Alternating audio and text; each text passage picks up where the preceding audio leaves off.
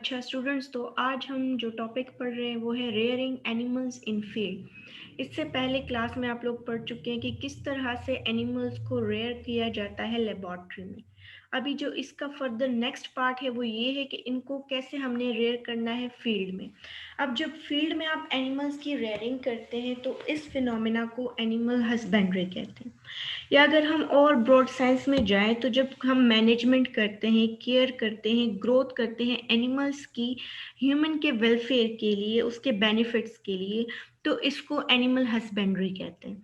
अब ह्यूमन के बेनिफिट्स कौन कौन से होते हैं? वो इससे जेनेटिक क्वालिटीज, इसके बिहेवियर से एनिमल्स के फायदा लेता है, ठीक है। या हम ये भी कह सकते हैं जब हम सेलेक्टिव ब्रीडिंग करते हैं या फिर रेजिंग करते हैं लाइफ स्टॉक की, कि उसकी वजह से जो भी मतलब उसकी जो भी ट्रेड्स हमें चाहिए, फॉर एग्जांपल हमें मिल्क चाहिए, हमें एग्स चाहिए, हमें फ्लैश चाहिए, जो भी हमें चाहिए, हम अपने डिजायरेबल रिजल्ट्स लेने के लिए, यूज के लिए, स्पोर्ट्स वगैरह के लिए, प्लेजर के लिए, रिसर्च के लिए जब एनिमल्स को रेयर करते हैं तो इसको कहते हैं एनिमल हस्बेंड्री। अब एनिमल हस्बेंड्री में हम कौन कौन सी चीज़ों की रेयरिंग करते हैं, कौन कौन से एनिमल्स को हम फील्ड में उनकी रेजिंग करते हैं, ठीक है। तो हम एक तो कैटल फार्मिंग करते हैं, उसके अलावा हम बी कीपिंग करते हैं, ठीक है। बी कीपिंग को ही एपिकल्चर कहते हैं क्योंकि एपिस का मतलब है बी। उसके अलावा हम पोल्ट्री फार्मिंग करते हैं, एक्वाकल्चर करते हैं। अब वन बाय वन एक एक को हमने डिटेल में पढ़ना है कि कौन कौन सी चीज क्या है। तो सबसे जो फर्स्ट वन है वो है हमारे पास कैटल फार्मिंग, ठीक है।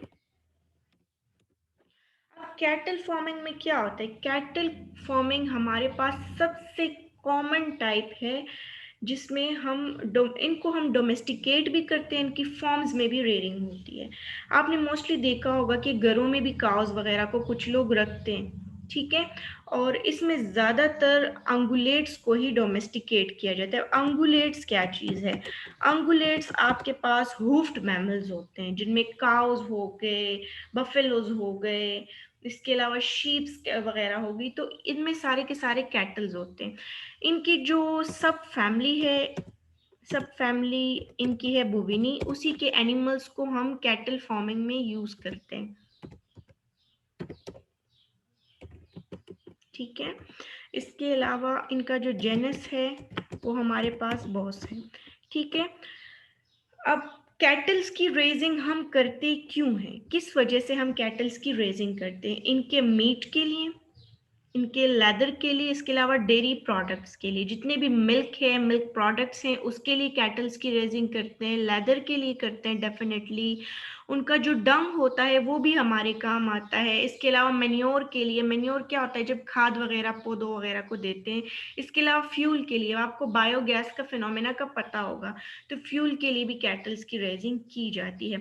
अब इंडिया वगैरह में आपने देखा होगा कि कैटल्स की काफी ज्यादा रिलीजियस इंपॉर्टेंस भी है, तो इसलिए भी उनकी रेयरिंग की जाती है क्योंकि उनकी गैया अम्मा उसे कहते हैं या गाय माता कहते हैं, वो होती है, तो काफी ज्यादा उसकी रिलीजियस इंपॉर्टेंस है, इसलिए उनकी कैटल फार्मिंग की जाती है। वहां पे तो प्रोहिबिटेड भी है, जैसे कि हम लोग इनको जबा करते हैं।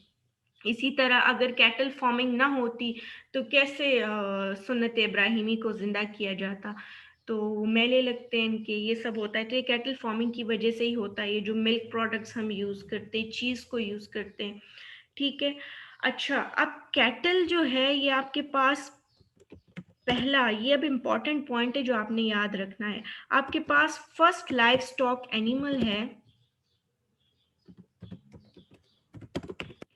जिसकी फुल जीनोम मैपिंग हुई है, ठीक है। उसका फुल जीनोम मैप हो चुका है। आपको पता होगा कि इंसानों का फुल जीनोम अभी तक मैप नहीं हुआ। Genome mapping is not an easy process, लेकिन ये कैटल्स जो है इनका फुल जीनोम मैप हो चुका है। अच्छा, अब पैसे कमाने का और अर्निंग का, वेल्थ अर्निंग का सबसे पुराना तरीका कैटल फार्मिंग है। दूसरी ये बात हो गई। इसके अलावा इसके साथ कुछ और फिनोमिनाज भी रिलेटेड हैं, जैसे अब कोई चीज़ है उसके प्रॉज है तो उसके कॉन्स भी होंगे। तो कैटल रीडिंग क्या होता है? जब चोरी हो जाती है, किसी के माल मवेशी चोरी हो जाते हैं, उसको कैटल रीडिंग कहते हैं। तो कैटल रीडिंग भी एक कॉमन फॉर्म ऑफ थेफ्ट है, मतलब ये लोगों के माल मवेशी भी चोरी हो जाते हैं। तो ये था कैटल फार्मिंग के बारे में कि जैसे काउज हैं, बफेलोज हैं, इन सारी की सारी चीजों की रेयरिंग की जाती है फॉर्म में, तो उसको कैटल फार्मिंग कहते हैं। अच्छा, मैं आपको अभी दिखा भी देती हूँ कैटल फार्मिंग, वैसे तो आप लोगों ने देखी भी होगी। So this is an image of cattle farming.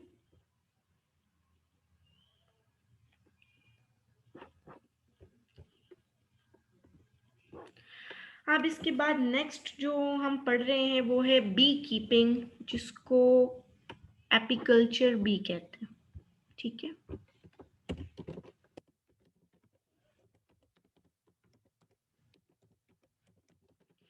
Apiculture इसको इसलिए कहते हैं क्योंकि एपिस का मतलब है बी।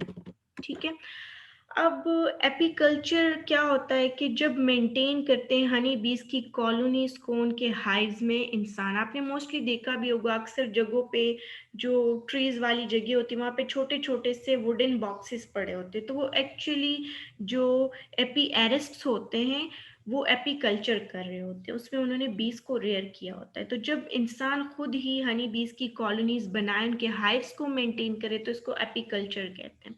ठीक है, अब एपी एपी एरेस्ट क्या होता है?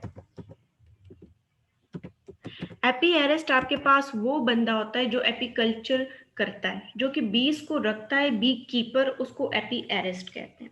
ठीक है, तो एपी एरेस्ट क्यों बीज को रखता है? इस सबसे पहले तो हनी चाहिए होता है। ठीक है, हनी के लिए रखता है, उसके अलावा हाइव के भी काफी प्रोडक्ट्स होते हैं। हनी बी के हाइव बी वेस्ट में नहीं जाते, उससे बी वैक्स लिया जाता है। इसके अलावा एक प्रोडक्ट है आपके पास प्रोपोलिस। प्रोपोलिस क्या चीज है? प्रोपोलिस जो है तो ये एक ऐसा सब्सटेंस है जो कि एज एन एंटीबायोटिक काम करता है, इन्फेक्शंस के अगेंस्ट काम करता है। इसके अलावा वाउंड्स वगैरह को भी हील करते हैं, इसके बाकी भी काफी यूजेस हैं। तो ये भी हनी बीज के हाइव से ऑब्टेन होते हैं। उसके अलावा पोलेंस ऑब्टेन होते हैं। रॉयल जेली जो स्पेशल टाइप का हनी प्रोड्यूस करती है क्वीन, वो, ठीक है, जो फीड करके हनी बीज को देते हैं तो वो क्वीन बन जाती है, तो वो भी प्रोड्यूस होता है, उसको भी सेल किया जाता है। वो काफी एक्सपेंसिव टाइप ऑफ हनी है, रॉयल जेली। ठीक है, अब इसके बाद एक और टर्म है एपी एरी, या उसको आप बी यार्ड भी कहते हो।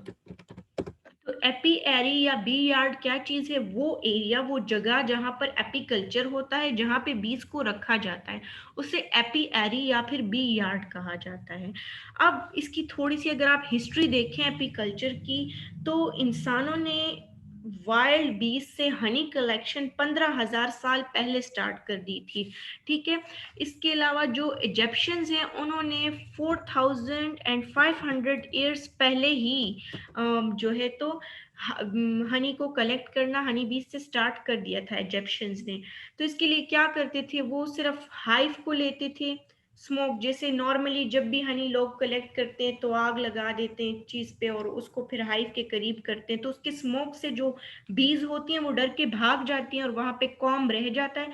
तो ये लोग उस कॉम को भी ले लेते थे, हनी को डाल देते थे जार्स में, उसको फिर क्लोज कर देते थे और हाइव को भी अपने पर्पस के लिए यूज कर देते थे।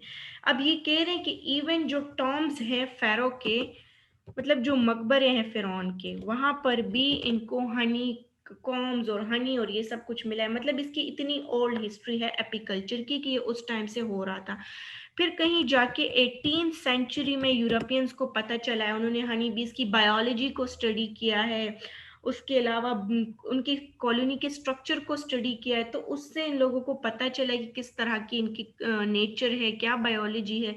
तो अब इसको आर्टिफिशियली भी इसकी कल्चरिंग वगैरह कर सकते हैं, पूरे के पूरे कॉलोनी को डिस्ट्रॉय किए बगैर। ठीक है, तो ये हो गया एपीकल्चर के बारे में। अब इसके बाद नेक्स्ट हम पढ़ेंगे अबाउट एक्वाकल्चर। तो सबसे पहली बात तो ये है कि एक्वाकल्चर है क्या। जितने भी लिविंग थिंग्स है जिसको आपने पानी में ग्रो करना है उसको एक्वाकल्चर कहते हैं। लेकिन आप आर्टिफिशियल फार्मिंग करते हैं, मतलब नेचुरली तो वो नहीं होता, इंसान उसे ग्रो करे तो उसे एक्वाकल्चर कहते हैं। इसमें फिशेस भी आती हैं, इसमें वो प्लांट्स भी आते हैं, एक्सेट्रा जितने भी एनिमल्स हैं, जब उनकी आप आर्टिफिशियली कल्चरिंग करते हैं तो उसको एक्वाकल्चर कहते हैं। ठीक है, अब एक्वाकल्चर में मरीन फिशरीज आती हैं आपके पास।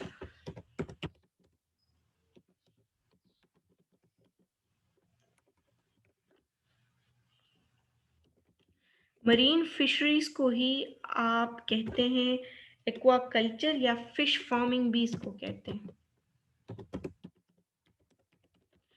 Fish farming, aquaculture, marine fisheries, ये तीनों एक ही चीज़ के डिफरेंट डिफरेंट नाम है।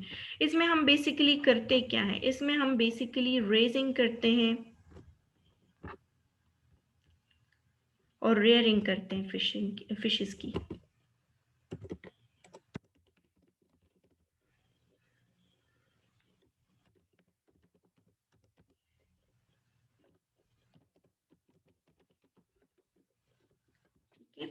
तो एक्वाकल्चर, मरीन फिशरीज या फिर फिश फार्मिंग में क्या होता है कि इसमें कैप्चर किया जाता है किसी भी वाइल्ड फिश को और फिर उस फिश की रेजिंग की जाती है। ठीक है, तो इसको एक्वाकल्चर कहते हैं। अब कहते हैं कि 500 मिलियन पीपल जो है ना वो डिपेंड कर रहे हैं एक्वाकल्चर पे या फिर फिशेस पे अपने फूड के लिए। ठीक है, तो 500 मिलियन लोग जो है उनका रोजगार, उनका खाना, वो सब कुछ डिपेंड हो रहा है फिशरीज पे। ठीक है, अब कह रहे हैं कि एक एस्टिमेट के मुताबिक $270 जो ग्रो जीडीपी है वो फिशरीज की वजह से आ रही है।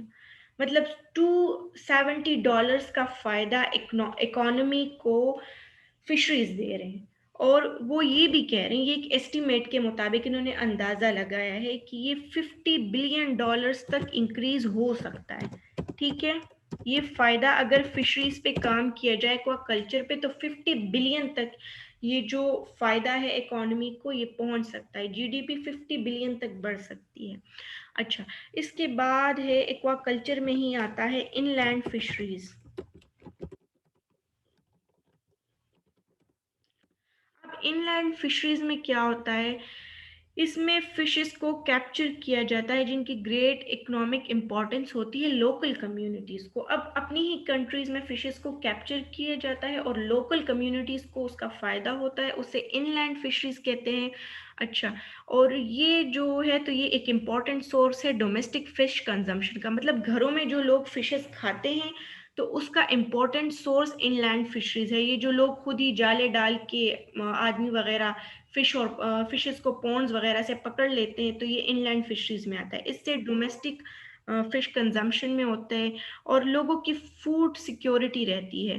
ठीक है, और इसके अलावा लोकल जो लोग होते हैं जो इन्हीं फिशेस को बेचते हैं उनके इनकम का सोर्स भी होता है ये। अच्छा, और जो सबसे मेन पर्पस होता है ना इनलैंड फिशरीज का वो ये है कि हाउस होल्ड कंजम्पशन के लिए इसको यूज किया जाता है।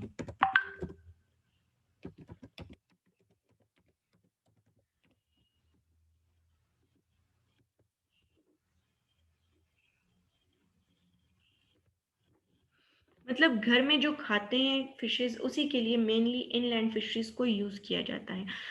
अब इसके बाद इसका दूसरा पार्ट है हमारे पास फिश प्रोडक्शन।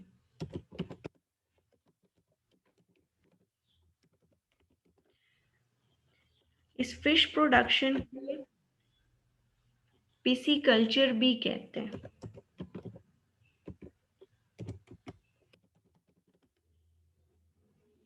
पिसीकल्चर या फिर फिश फार्मिंग, जैसे आर्टिफिशियली काउज वगैरह को फॉर्म में रखा जाता है, जैसे पोल्ट्री एनिमल्स को रखा जाता है, इसी तरह फिश की भी फार्मिंग की जाती है।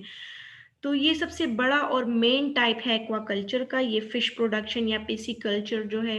इसमें क्या होता है कि टैंक्स वगैरह में फिशेस को रखा जाता है। ठीक है, टैंक्स वगैरह में फिशेस को रखा जाता है किन पर्पसेस के लिए, एक तो उसका पर्पस होता है फूड। एक पहला पर्पस इसका फूड होता है कि फूड के लिए इसको रखा जाता है। इसके अलावा जो दूसरा पर्पस इसका होता है वो स्पोर्ट फिशिंग है। मतलब इन्होंने जिन फिशेस को पाला है उसको फिर परमिशन दे के लोगों को अलाउ करते हैं, जिनको शौक होता है फिशिंग करने का तो वो फिर उसकी फिशिंग करते हैं। अच्छा, यहाँ पे फिर एक टर्म यूज हुआ है फिश हैचेरी।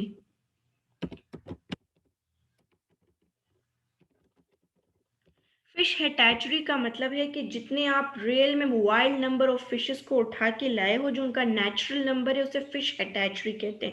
अब उसके बाद आपने ग्रोथ की, उसका नंबर तो काफ़ी बढ़ जाएगा, पॉपुलेशन उसकी बढ़ जाएगी, तो वो फिश हैचेरी में नहीं आएगा, वो फिर आपने उसकी फार्मिंग की होगी। लेकिन जो नेचुरल नंबर ऑफ फिशेस था जो कि पहले से मौजूद थी, जो आप लाए हो वाइल्ड से जो पकड़ के, जिसकी आपने अभी ग्रोथ करनी है, उसे फिश हैचेरी कहते हैं।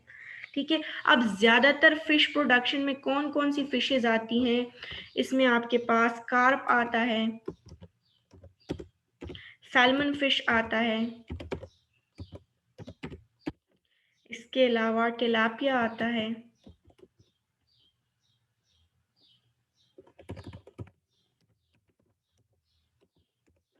इसके अलावा कैटफिश है।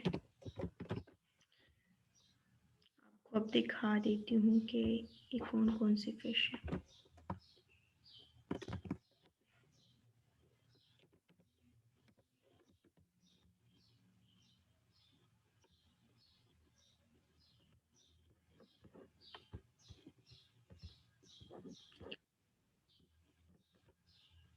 आपको नजर आ रहा होगा ये जो फिश है ये कार्प फिश है आपके पास। ठीक है, इसके बाद जो नेक्स्ट आपके पास फिश है वो है सैल्मन।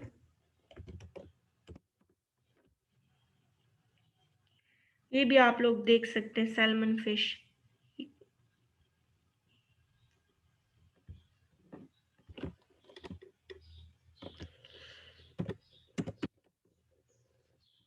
के बाद टिलापिया फिश है, इसको भी आप देख सकते हैं किस टाइप की फिश है ये।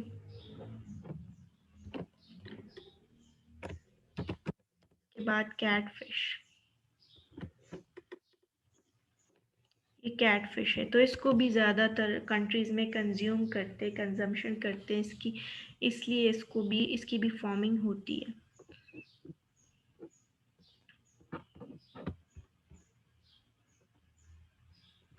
ठीक है, फिशेस को आप देख चुके हैं। अब इसके बाद नेक्स्ट जो हमारे पास आता है वो है पोल्ट्री फार्मिंग।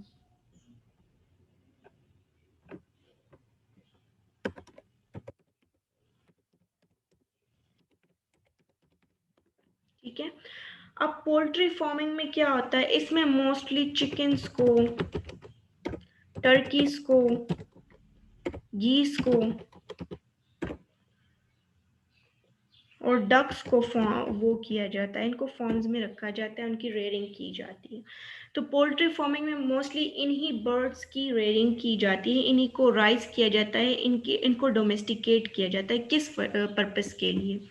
फूड के लिए और एग्स के लिए।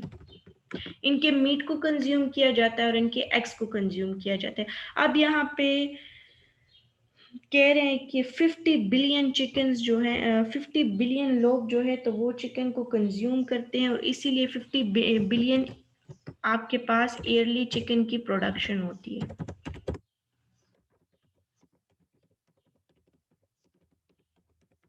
एनुअली। अब यहाँ पे दो टर्म्स आपने समझने, एक होता है लेयर, दूसरा होता है ब्रॉयलर। अब लेयर क्या होता है? जब आपने चिकन को रेस करना है एग्स के लिए, तो वो चिकन्स जिनकी रेजिंग हो रही है एग प्रोडक्शन के लिए, फॉर्म में उनको रखा जा रहा है सिर्फ इसलिए कि वो एग्स ले करें, उन चिकन्स को कहते हैं लेयर।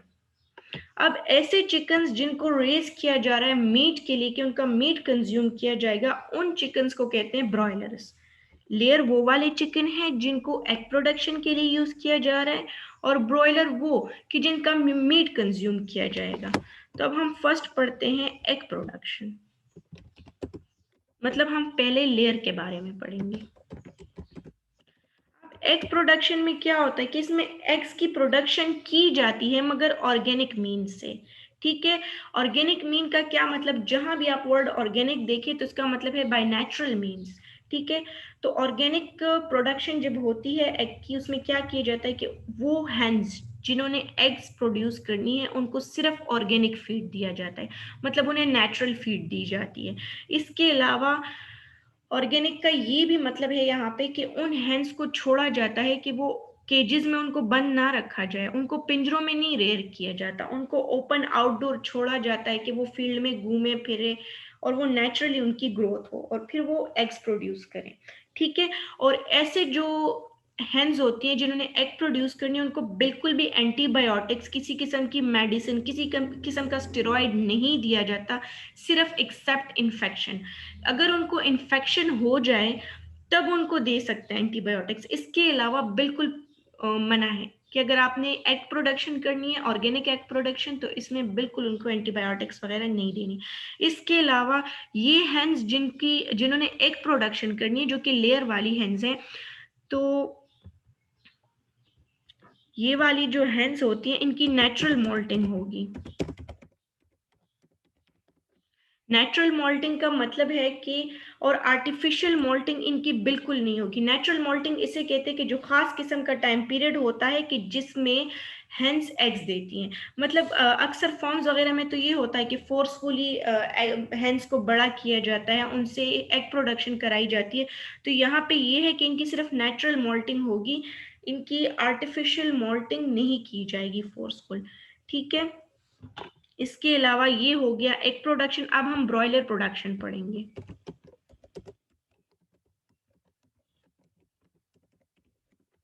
ठीक है। तो ब्रॉयलर प्रोडक्शन में क्या होता है, ब्रॉयलर चिकन को हम गेलस डोमेस्टिस कहते हैं।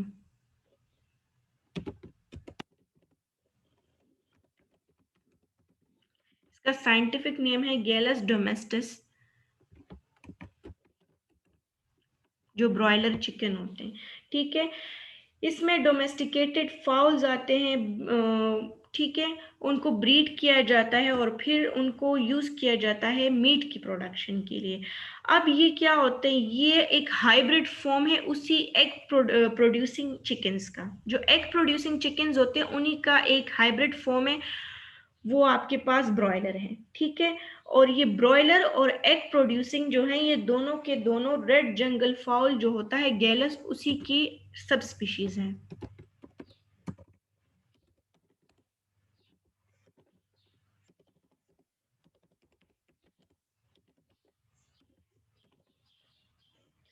जो एग प्रोड्यूस है मतलब लेयर और बॉयलर, ये दोनों के दोनों सब स्पीशीज हैं रेड जंगल फाउल के, गैलस की, ठीक है। अब ब्रॉयलर्स को आपने देखा भी होगा, इनकी कॉमनली क्या होता है, बिल्कुल वाइट फेदर्स होते हैं और येलो स्किन होती है। अब मोस्टली 5 to 7 वीक्स में मोस्टली ब्रॉयलर स्लाटर साइज तक पहुंच जाते हैं। स्लाटर क्या होता है, जहां पर इनको जबा किया जाता है उस जगह में, मतलब इतने साइज की हो जाते हैं कि फिर इनको सेल भी किया जा सकता है, इनका साइज बड़ा हो जाता है 5 to 7 वीक्स में।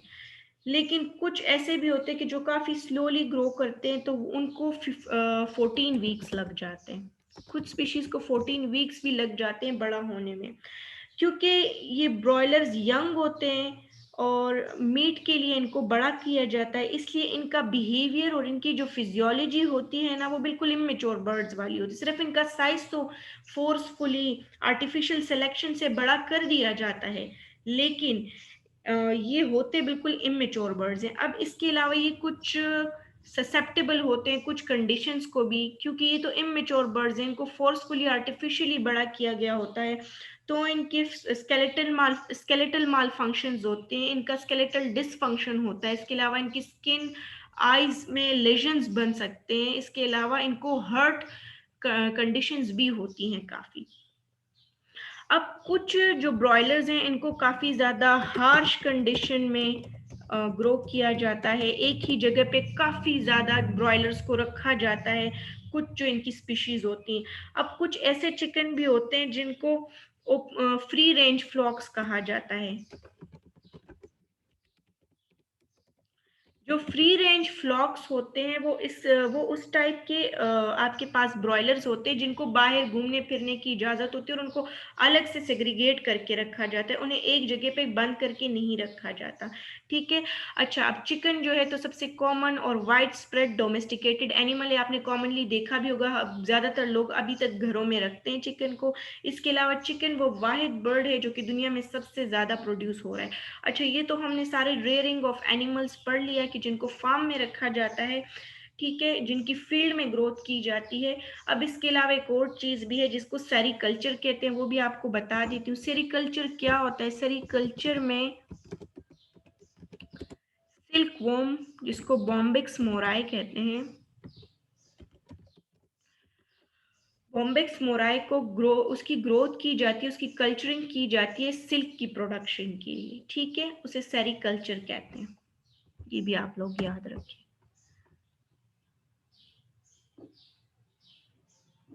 जब आपको कुछ इमेजेस दिखा देती हूँ।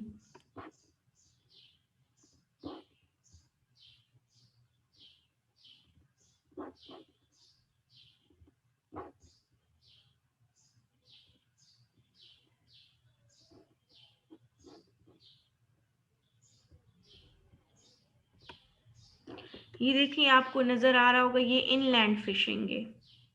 इस तरह से जो खुद ही आदमी उठाते हैं और जाली वगैरह से करते हैं, कैप्चर करते हैं काफी ज्यादा फिशेस को, तो उसको इनलैंड फिशिंग कहते हैं।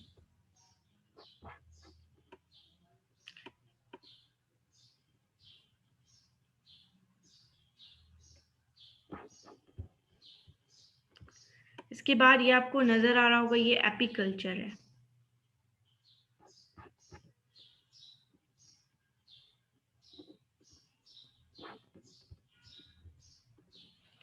ये है fish farming.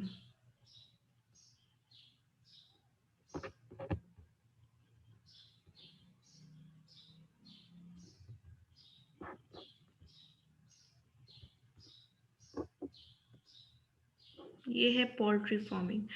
So that was all about today's topic.